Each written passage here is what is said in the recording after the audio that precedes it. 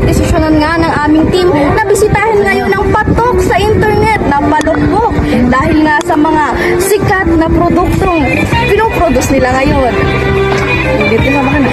Kaya nga't halina't samahan niyo ang aming team upang ating ngayong lakbayin kung ano nga bang meron sa lugar na ito. Ngayon nga tayo ngayon ay nandito sa hilagang parte ng palukpok kung saan nandito nakapwesto ang sikat na mangbibenta ng pares na si Juice Maiden na ngayon ay patok na patok din sa internet. Halina tikman ang pares na talaga namang inagigiliwan ng lahat.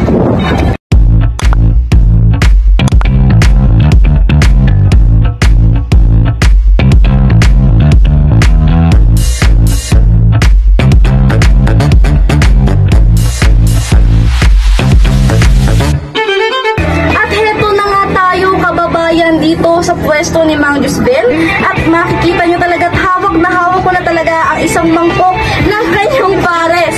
Makikita nyo talagang siksik ito sa laman. Kita nyo? Oo. At ito nga ang sikat na pares nila dito. Napakaraming laman. Talagang busog na busog ang inyong mga tiyan po. Puno ng gulay at karne ang pares. Malinamnam din ang sabaw nito kaya naman talagang sikat na sikat dito sa palukpok. At kababayan, heto na nga at atin ang kaharap ngayon si Mang Juice Ben na ngayon ay talaga namang sikat sa internet dahil sa tinda niyang pares. Ano naman pong pakiramdam, Mang Juice Ben, na ngayon ay sikat na ang inyong paresan ngayon? Ayun, Ayun, nakabenta ako ng maayos, marami akong pera. Nakabili ng maraming bahay. Ngayon naman ay ating haharapin ng mga nagiging suki ni Mang Juice Ben dito sa kanyang paresan. Usually nga talaga yung mga estudyante ang nandito, pero ngayon ay may tsempuhan tayo talagang suki niya.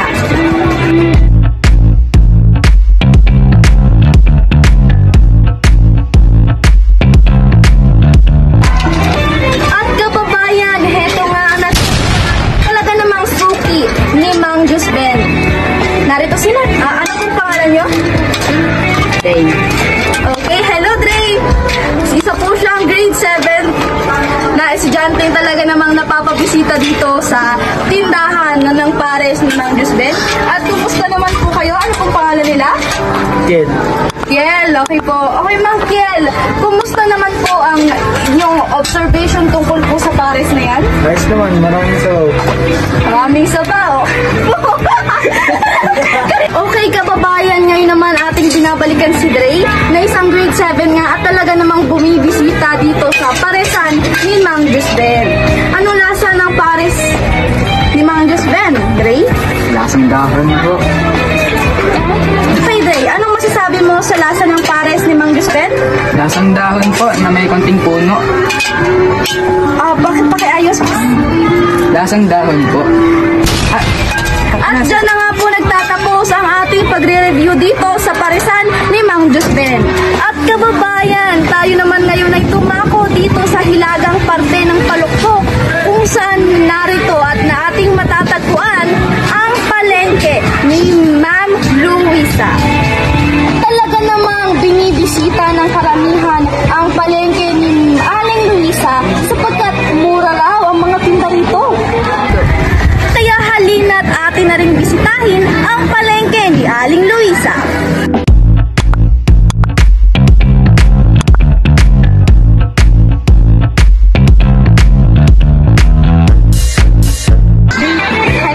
Ayan kababayan, nandito na nga tayo sa pwesto ni Aling Luisa at atin na nga ngayon kaharap ang sikat na tindera ngayong umiiral din sa internet.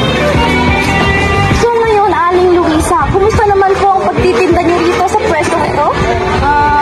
Maganda naman, 5 taon na ako nagtitinda dito. Sagana naman, madami ang bumibili, madami din suki. Oh, magandang balita po yan. Totoo po bang mura po ang mga tinda niyo dito? Opo, mura lang po mga tinda ko. Arihong mangga, 50 pesos lang po. Kada kilo ho? Hindi ho, kada peraso. Ngayon naman ho, magandang balita sapagkat meron tayong natsyempohang mga mamimili. Ating pwedeng tanungin kung ano nga ba ang opinion nila tungkol dito sa palengke ni Aling Luisa.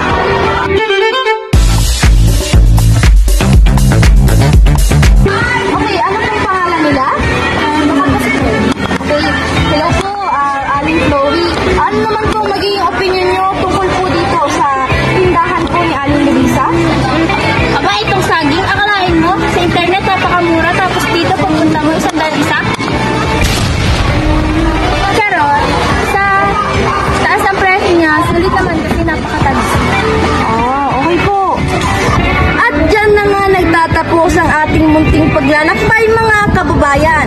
Atin ngang natunghayan na talagang ibang-iba talaga ang dating ng internet pagdating dito sa personal. Kaya aking masasabi sa inyo, huwag tayo basta-bastang maniniwala sa internet ha.